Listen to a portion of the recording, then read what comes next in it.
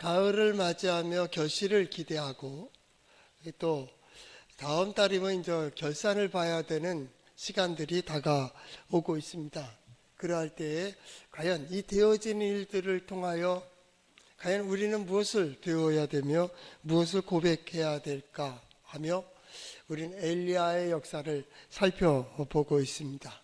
그래서 엘리야를 통하여 하나님은 무엇을 보여주고 계시는가? 엘리야를 통하여 우리에게 무엇을 말씀하시는가? 무엇을 어떻게 역사하셨기에 오늘 우리 기억 속에 능력의 엘리야 선지자라고 하는 위대한 선지자로 기억될까? 그 안에서 역사하시니 하나님이 위대한데 그 동시에 그와 하나님과 함께 위대해진 높아진 엘리야 과연 어떤 사람인가 말이죠. 그러나 야고보서를 통하여 그는 우리와 성정이 같은 자로 고백하고 있습니다. 성정이 같은 자, 느낌도 같고 감성도 같고 지성도 같고 약점도 가지고 있고 부족한 점도 있고, 그런데 그가 기도하니까 들어주셨다는 거예요. 그러므로 2025년 가을 우리 동해제1장로교에서 보는 엘리야 그리고 열왕기상은 이런 사람도 쓰시네, 어떻게 쓰셨을까, 이렇게도 쓰시네. 이 말씀을 보는 우리 모은 성도들이 위로가 되고 그럼 나도 이 형편 속에서 하나님께서 이러한 일들을 이루어 가시겠구나 하는 기대를 갖는 그러한 가을 그리고 성경 본문 될 수 있기를 축복합니다. 어떤 분은 열심히만 살면 된다. 물론 열심히 해야 됩니다. 수고하지 않은 데서 거둘 수가 없습니다. 역사는 진실합니다. 심은 데서 거두고요, 심은 대로 거두고요, 수고한 데서 얻는 겁니다. 만약에 수고하지 않고 얻는다고 한다면 그건 도둑입니다. 도둑은 싶어지. 수고한 데서 기대하게 되는 거죠. 어느 정도냐? 그거는 우리는 모릅니다. 그러나 그 열심이라고 하는 것, 그거는 우리가 지금 보고 있는 성경, 우리 동해제1장로교의 신앙 고백으로는 5번째 속한 요소입니다. 그 첫 번째는 뭐냐면 내가 누구를, 하나님께 대한 절대성입니다. 어떤 성공을 향해 가는 자, 뜻을 이루기 위하여서는 내가 무엇을, 누구를 바라고 있는가는 아주 중요하다. 이것은 모든 순간 내가 어디를 향해 서 있는가, 모든 순간 그가 무엇을 필요로 하는가, 이걸 알기 때문입니다. 절대성. 그건 오직 하나님입니다. 하나님께 초점을 맞추는 것이 신앙생활의 출발입니다. 하나님의 뜻, 하나님의 말씀, 하나님의 법칙에 내가 맡고 있는가? 오늘 예배할 때도 마찬가지입니다. 나는 과연 하나님만 바라고 있는가? 나의 소원이, 내 기도가 하나님인가? 아니면 돈입니까? 권력입니까? 명예입니까? 직장입니까? 어떤 전문성입니까? 궁극적으로 믿음의 사람은 아니요, 그 모든 것보다 하나님입니다. 하나님이 함께 해주시고 하나님께서 역사하시고 하나님께서 인도해 주시면 그거로 가는 겁니다. 이게 첫 번째입니다. 그러면 됐습니다.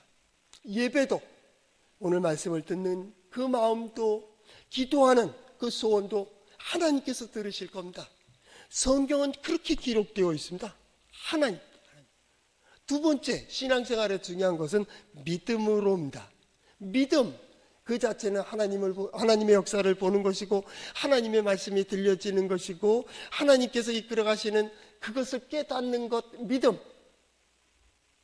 그러나 보여주신 대로, 들려주신 대로, 깨닫게 해주시는 대로 결단하고 나아가는 믿음으로입니다. 믿음으로. 저는 그랬으면 좋겠습니다. 우리 성도들에게 보여주시는 대로, 깨닫게 해주시는 대로 결단하고 나아가 우리가 상상하지도 못한, 기대하지도 못한 일들로 인하여 기쁨이, 감사가, 거기에 행복이 있는 우리 신앙생활 될 수 있기를 바랍니다. 세 번째 중요한 거는 성실히 진실입니다. 어떻게 성실히 진실히 할 수 있습니까? 말씀입니다. 말씀에 진실해야 됩니다. 말씀에 성실해야 됩니다. 이게 신앙생활입니다. 그 길이 있습니다. 성공하는 자는 성공의 길이 있습니다. 뜻을 이루는 자는요, 뜻을 이루는 길이 있습니다. 그 길 안 가고 되겠다, 이거 안 된다니까요. 성실히, 그게 우린 말씀입니다. 말씀에 비추어 말씀하신 대로, 엘리야도 경험하고 사르밧 여인도 경험했던 것처럼 말씀으로, 말씀대로, 그것이 진리. 믿음으로가, 말씀 중심이 아니면 내 마음대로가 됩니다. 저 사람은 저게 옳대요. 근데 저 사람은 아니라는데요. 저 사람은 저게 좋은 거래요. 근데 다른 사람들은 아니라는데. 어느 게 옳은 거요? 믿고 싶은 대로, 보고 싶은 대로, 하고 싶은 대로. 이게 믿음이요? 사랑, 내 욕망대로, 욕정대로, 저 사람 상관없이 내 마음대로, 내 뜻대로 하는 게 사랑이요? 아니잖아요. 지난주에 말씀드렸던 믿음과 사랑과 이런 것들은 동사적이라고 했습니다. 그를 위하여, 그에게, 거기에 혼신이 있는 겁니다. 객관성은 말씀에 있습니다. 진리 안에 있습니다. 하나님의 말씀이 들려지는 대로, 이게 영성의 신앙생활의 세 번째 우리가 점검하고 있는 겁니다. 우리는 농담하는 것도, 그래서 성서적 얘기합니다. 신학교에서 얘기할 때 너는 농담할 때도 신학적이어야 된다, 성서적이어야 된다는 겁니다. 성경 어디에 그런 식으로 얘기하는가? 그럼 가능해. 성서적이 아니면 안 돼. 세 번째입니다. 세 번째. 네 번째로 중요한 거는 최선입니다. 그건 의미와 목적. 하나님께서 나로 이 자리에 세워주시고, 이 자리에 오게 하시고, 이 자리에 예배케 하시고, 기도케 하시고, 이 일을 보게 하시고, 이 일에 참여하게 하시는, 어떻게 말하면 사명의 최선입니다. 여러분의 시간이, 우리의 물질이, 우리의 건강이, 우리의 삶이 이 의미와 목적에 맞지 않는다면 산다고 인생이 아니에요. 그러나 인생은 살아야 돼요. 인생 얘기할 때는 의미와 목적에, 그 살아있는 동안에 그 의미와 목적을 이루는 거예요. 이건 죽어도 좋아요. 그 사람은 죽지도 않아요. 그 뜻을 다 이루기까지 하나님께서 이끌어 가십니다. 이게 신앙생활의 네 번째 문제입니다. 산다고 인생이 아니라니까요. 그냥 그럭저럭 살다 보니 사라졌다고 하는 게 인생이요? 뭐하러 태어나서 뭐하러 죽는 거예요? 의미가 있을 거 아니에요? 무언가를 위하여, 누군가를 위하여 한순간이라도 쓰임받을 수 있는 신앙생활. 우리는 하나님께서 나로 세워주신 가정, 나로 세워주신 직장, 나로 세워주신 이 공동체 안에서 나를 통하여 이루시고자 하는 것이 있다. 것이 있다. 이게 뭐예요? 최선입니다. 그게 최선입니다. 한 걸음만 걸어도 그는 최선입니다. 다른데요, 100걸음 걸어도 최선 아닙니다. 그건 진 다 하도록, 우리 흔히 말하는 애쓴다, 이 얘기입니다. 애써봤자입니다. 마지막이 다릅니다. 그리고 다섯 번째 얘기할 때 열심입니다. 그 방향이 있습니다. 그 목적이 있습니다. 의미가 있습니다. 목표가 있습니다. 이게 정해지고야 열심히 있어야지. 그는 열심히 했다니까요. 근데 딴 데가 있어요. 그게 무슨 의미가 있냐. 인생을 70년, 80년, 100년을 살아왔어요. 근데 마지막에 헛되다는데요. 무엇을 위해서 수고하는 거예요? 이게 열심입니다. 열심. 거기에 나의 모든 것을 다 엔데오스, 하나님 안에서 되어졌다고 하는. 그 다음에 또 얘기한다면 꾸준히 인내, 참고 견디고 끝까지 가는 것도 영성의 이 뒷부분입니다. 가장 중요한 건 목표가 잘 정해져 있어야 됩니다. 그래 인생이 보람있고 행복할 수가 있다, 그 말이죠. 그 말씀이 어디에 있습니까? 성경에 있습니다. 한번 따라해 볼까요? 하나님의 말씀인 성경은 나의 신앙이요 나의 고백입니다. 주여 내게 무슨 말씀을 하려 하시나이까? 내게 무슨 말씀을 하시든지 그대로 하리이다. 우리는 계속 엘리야 선지자에 관한 역사들을 보며 하나님께서 그를 통하여 이루시는 일들과 그를 통하여 주시는 말씀을 통하여 오늘 이 시대에 나는 어떻게 살아갈까? 어떻게 고백해야 될까? 그는 이 문제를 가지고 이렇게 그 자리에 섰는데, 나는 오늘 이 문제 가지고 나는 어떻게 하나님 앞에 설까 말이죠.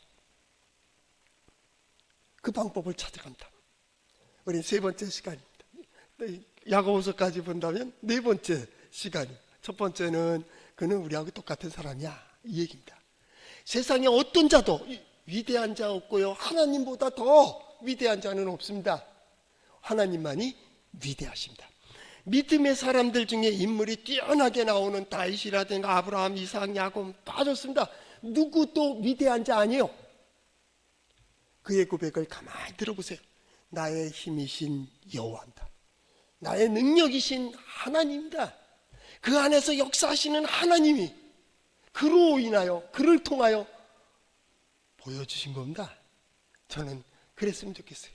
2025년 우리 성도들의 삶을 통하여 놀라운 일들이, 내가 믿는 하나님이 너를 이렇게 보호하시고 너를 인도하시고 너의 수고한 모든 것 속에 아름답게 거두게 하시는 그이가 하나님. 여러분은 하나님의 자녀 될 수 있기를 축복합니다. 첫 시간 우리는 똑같은 사람이다. 엘리야, 나랑 성정이 똑같아. 모세 똑같아요. 요셉도 그렇고 다윗도 그렇고 마찬가지입니다. 두 번째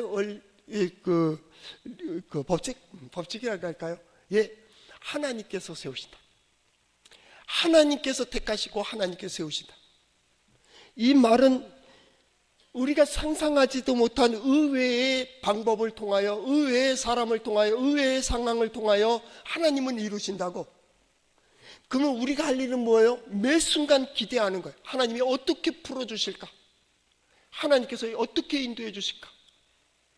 길르앗의 디셉 사람 엘리야를 선지자로 썼습니다. 대도시의 사람이 아니에요. 그리고 갑자기 태어난 천부입니다. 그를 왕 앞에 세웠습니다. 섰다는 자체도 놀랍지만은 세우시는 하나님도 놀라운 거예요. 이거 어떻게 기대할 수 있겠어요? 근데 섰다니까요. 뜻밖의 의외의 일들을 이루신다. 전능하신 하나님은 다양한 방법으로 하나님은 구원하실 수 있다. 구원하신다. 모든 것에 열린 문을 열어놓으셨다. 그것을 볼 수 있는 너는 믿음이에요. 믿음으로 보고 믿음으로 결단하고 나아가는 겁니다. 하나님께서 그 열린 문을 통해서 의외의 인물들을 선택하셨다.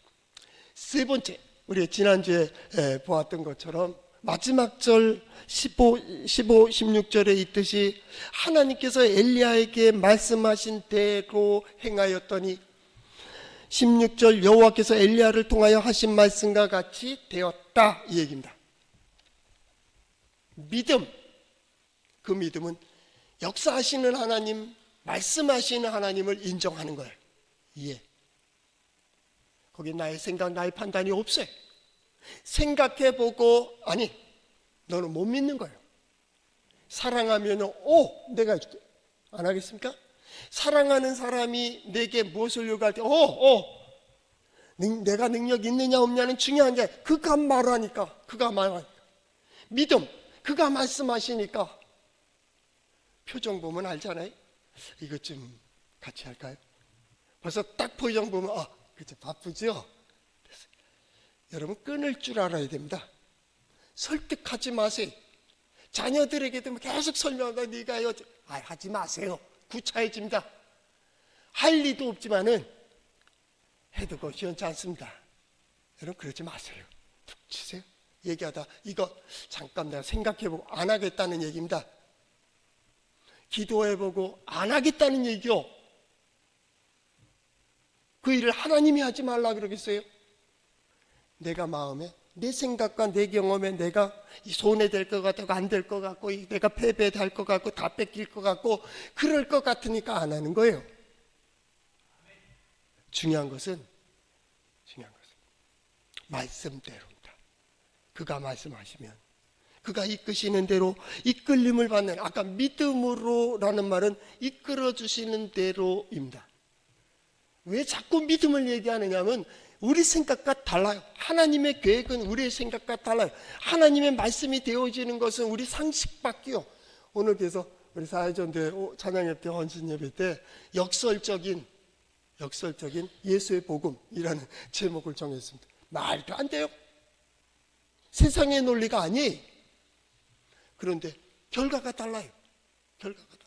되어지는데 어떡할 거예요? 거기서 기적도 보고 능력도 보고 지혜도 보고 거기서 되어지는데 참된 승리, 참된 기쁨이 거기에 있는데요. 말씀을 따라갔다는 겁니다. 오늘 이제 네 번째 됩니다. 중요한 것은 신앙생활의 아주 중간의 핵심인 하나님을 의지하는 법을 배우라.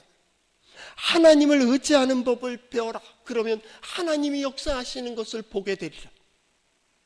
어떻게 하나님을 의지하는가 말이죠. 교회 뭐 하는 곳이에요? 예, 하나님 의지하는 법을 가리키는 곳입니다. 교회 하나님을 섬기는 법을 배우는 곳입니다.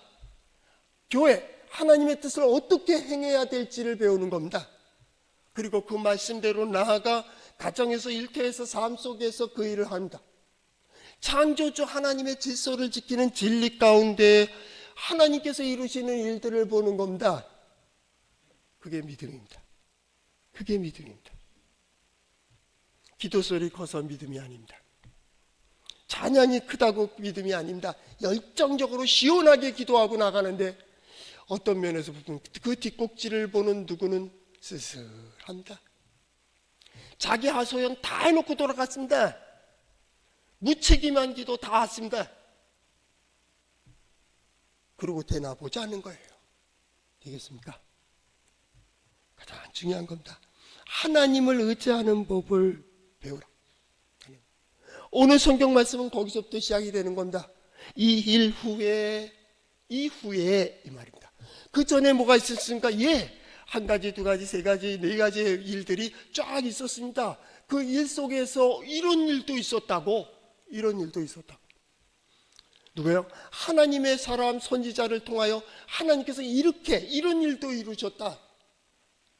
오늘 우리 하나님의 자녀들이고 하나님의 백성이라면 우리를 통해서도 하나님은 충분히 이런 일들을 이루실 수 있다고 저는 확신합니다.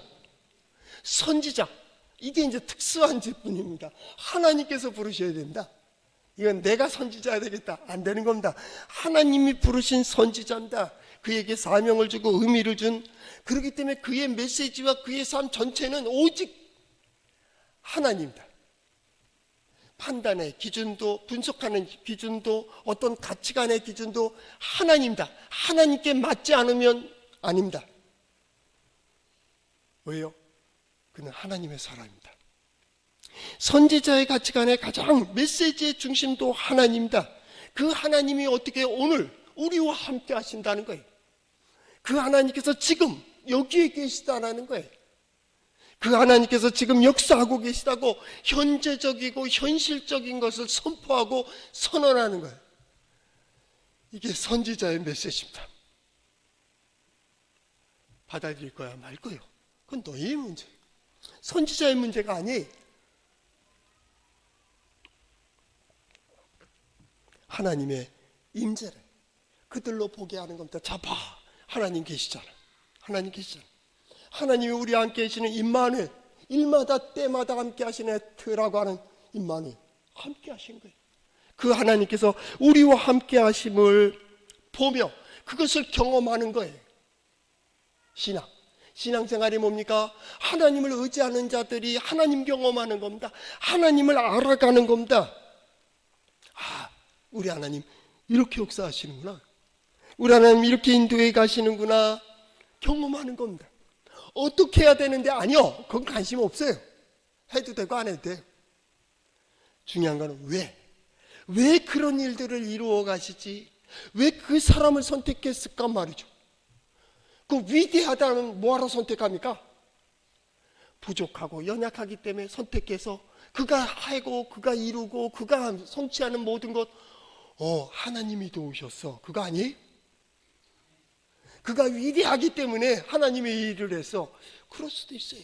그 종교인들이 하는 얘기요. 우린 그거 안 해요. 나는 부족해요. 연약해요. 그런데 내 안에 역사하시는 하나님이 이루어 가시는 거예요. 오늘도 위로하시고 오늘도 격려하시고 따라와 그 자리에서 세워주시고 그 길을 걸으라고 하시며 거길 보게 하시고 역사하시는 이가 누구예요? 하나님. 찬양도 있잖아요. 나를 부르신 이가 하나님이라니까요. 우리 성도들을 세우시는 이가 누구예요? 하나님이다. 보내신 이 또 하나님, 나의 나 된 것은 모두 하나님의 은혜. 그렇게 찬양하는 거 아닐까? 그렇기 때문에 그는 나간다. 나 주저함 없이 그 땅을 밟음도. 어떻게 주저하지 않고 밟을 수 있어요? 그러니까 용기 내. 아니요, 그 얘기 아니에요. 용기 내려서 용기가 납니까? 사랑하라고 해서 사랑합니까? 믿으라고 해서 믿어요? 제가 믿으란다고 이규동이 뭐라고 하나님 믿어 그래서 믿습니까? 여러분들이 자신도 못 믿는 사람이 누굴 믿어요? 믿는다는 말을 쉽게 하지 마세요. 근데 믿음의 사람은 달라요. 믿으란 말아가 아니에요. 믿어지는데 어떡할까요? 보여지는데요. 사랑스러워 보이는데 어떡할 거요? 하나님이 역사하시는 게 보이는데 부정할 수 없는 사실인데 그 은혜가 풍성하신데 누가 부정할 거요? 바로 하나님의 역사입니다. 그 일을 본 겁니다. 아방에서 선포한 대로 그대로 이루시는 하나님, 당신의 하나님의 사람의 소리를 들으시는 하나님 말입니다. 사르밧 여인에게 갔을 때 그 여인은 이제 마지막 양식을 긁어서 떡을 만들어서 아들에게 주고 그 아들이 이제 아들과 함께 죽을 날만 기다리려고 하는 마지막 절대 음식으로 하나님을 대접하듯 하나님의 사람에게 대접했어요. 양식을 대접했더니 그 비가 내리는 때까지 양식이 떨어지질 않아요. 저는 그랬으면 좋겠어요. 우리 성도들이 시간을 드릴 때 하나님 앞에 신앙을 고백할 때 하나님은 그로 신앙에 쫓기지 않는 삶을 살 수 있기를 축복합니다. 여러분이 물질로 헌신할 때 하나님께서 그 물질이 어디 가든지 마르지 아니하고 물질 때문에 부끄러움 당하지 않는 우리 성도들의 삶이 될 수 있기를 축복합니다. 여러분의 몸으로 봉사하고 선한 일들을 할 때 하나님께서 그 사명 다할 때까지 지키시고 인도하시고 보호하시는 하나님의 은혜가 함께 하시기를 축복합니다. 하나님은 그렇게 역사하십니다. 그렇게 푸시고 그렇게 이루시고 그렇게 역사하십니다. 그래서 양식이 마르지 않은 거기랍니다. 여호와께서 엘리야를 통하여 하신 말씀과 같이 되었더라. 그리고 그 후에 이런 일도 있었어. 그 집 여인이죠. 집주인 여인의 아들이 병들어 죽게 되었습니다. 근데 그 여인이 엘리야를 부를 때의 그 호칭이 뭡니까? 하나님의 사람이요 라는 겁니다. 하나님의 사람이요. 하나님의 사람이 나와 함께 지낸 지가 얼마나 되는데 그 시간 속에서 당신이 거하는 이 집에 이 어려운 문제가 있단 말입니다. 이거 어떡할 거예요? 인생을 살아가다 보면 걸음걸음마다 문제가 없을 때가 없습니다. 이런 문제도 있고 저런 문제도 있고 이런 상황도 있고 저런 상황도 거기에 근심되는 일들도 있고 어려운 일들도 있는데 그때 누군가가 당신 교회 다니지 이런 일이 있는데 좀 기도해줘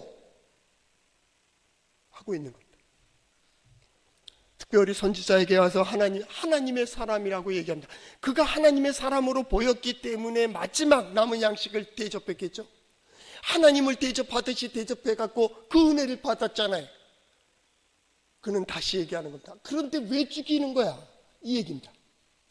우리 인생의 문제를 가지고 그렇게 고민할 때가 있습니다. 이게 뭐야? 이런 일들이 왜 벌어져? 예수 믿는데 어쩌면 차원이 다른 문제예요. 다른 문제. 하나님의 사람으로 부름 받는 바로 엘리야입니다. 그런데 여기에 놀라운 게 있습니다. 엘리야가 그 아들을 달라 그러고 아들을 품에 안고 다락방으로 올라간다. 자기가 기거하는 곳입니다. 자기의 침상에 눕히고 그를 3번 그 위에 엎드리며 기도했다는 겁니다. 이것 때문에 주경학자들은 그 위에 입을 맞추고 코를 맞추고 눈을 맞췄다고 하고, 이단 사이비 중에서는 그렇게 해서 그 간음을 저지르기도 하고 이상한 짓들을 벌리는 데가 있습니다. 이 3번이라고 하는 이것 때문이고 몸에 엎드렸다는 겁니다. 그러나 선지자를 통하여 주시는 하나님의 말씀, 선지자는 2가지를 가지고 있습니다. 하나는 말씀입니다. 선지자의 힘은 여호와께서 말씀하셨느니라, 하나님께서 말씀하시니라, 하나님께서 말씀하셨느니라 라고 합니다. 환상과 계시를 통하여 말씀을 받습니다. 이게 첫 번째 능력입니다. 그 말씀을 그대로 선포할 때 그것을 받아들이는 이들이 삶이 변해집니다. 역사가 바뀌어지는 것을 봅니다. 인생이 변화되는 것을 볼 수가 있습니다. 2번째 있습니다. 2번째는 상징이라고 하는 겁니다. 상징, 심볼, 상징.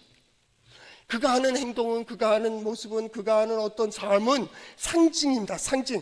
그가 돌아서는 것, 그가 분노하는 것, 그가 기뻐하고 있는 것, 그가 웃고 있는 것, 그가 눈 감아버리는 것, 그가 돌아서는 것, 상징입니다. 상징. 그걸 통하여 말씀하고 있는 겁니다.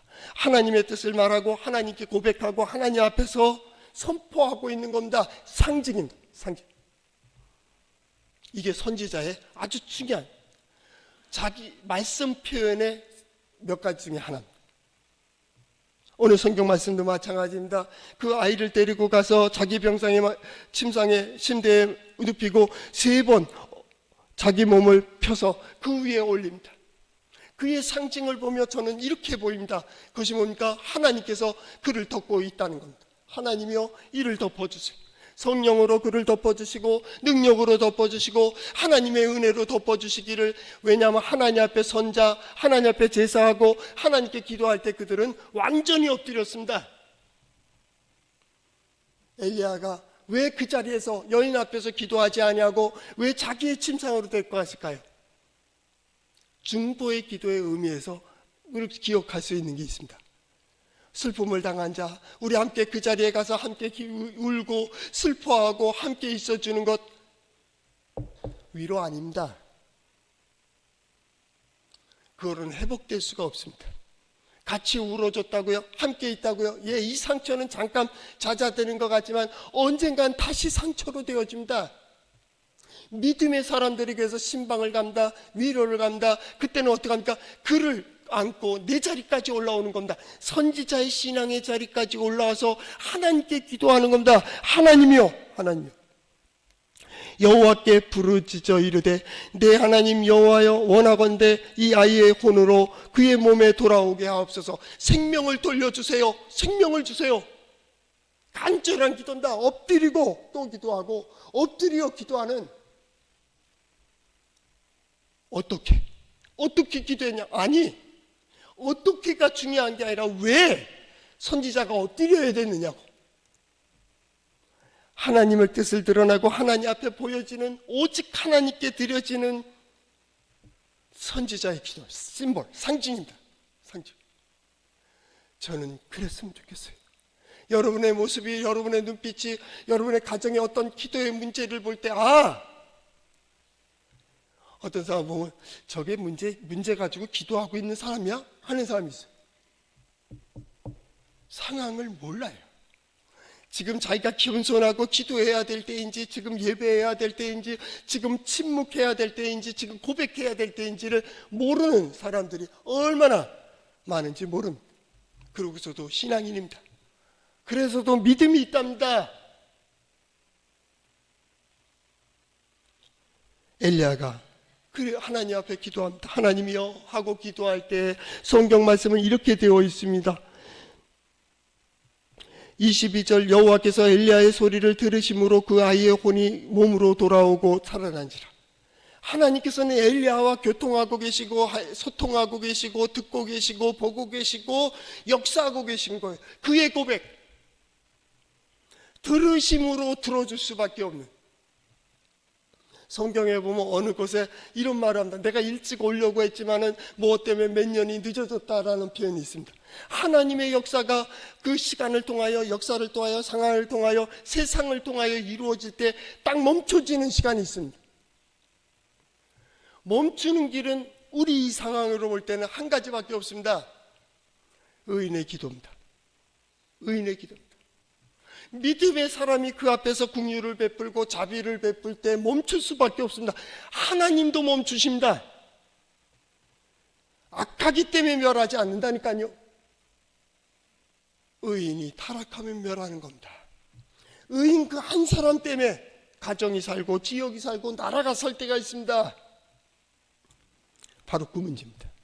그 문제입니다. 그가 가로막고 있습니다.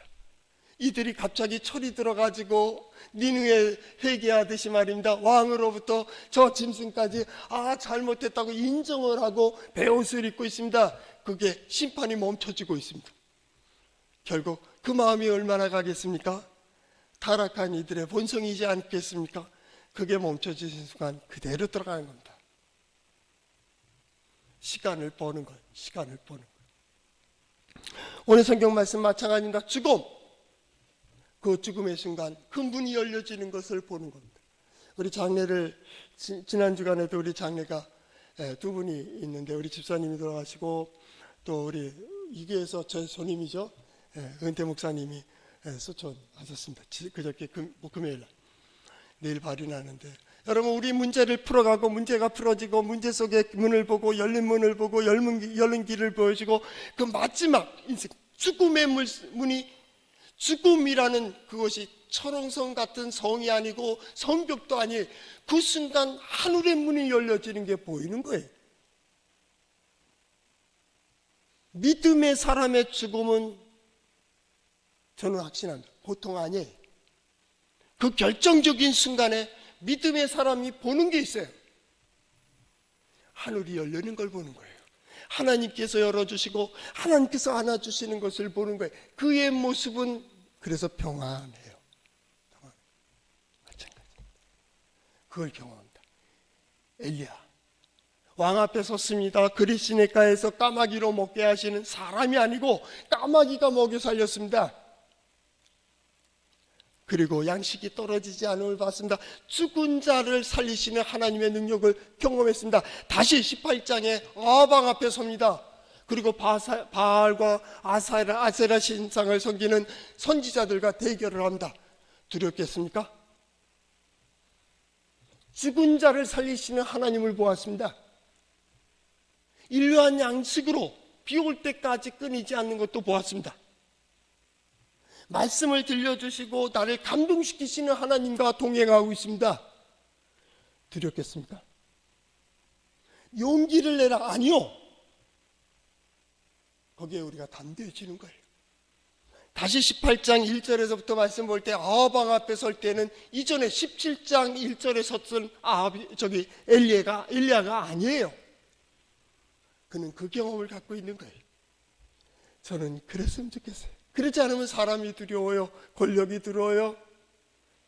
목회자도 그랬던데 교인이 무섭다고. 부모는요 자식이 무섭대. 세상에 이런 법이 어디냐고. 왜요? 그를 크게 보니까 두려운 거예요. 하나님이 계신데 하나님이 보고 계시고 있다고 한다면 이끄신다면 무엇이 두렵겠어요? 2025년 이 상황과 이 정치와 경제와 사회, 문화 이 상황 속에서 성도들이 하나님의 살아계신가 역사하심을 경험하며 그 다음 문제 속에 담대하게 당당하게 주저함 없이 그 땅을 받고 정복하는 우리 성도들 될 수 있기를 축복합니다.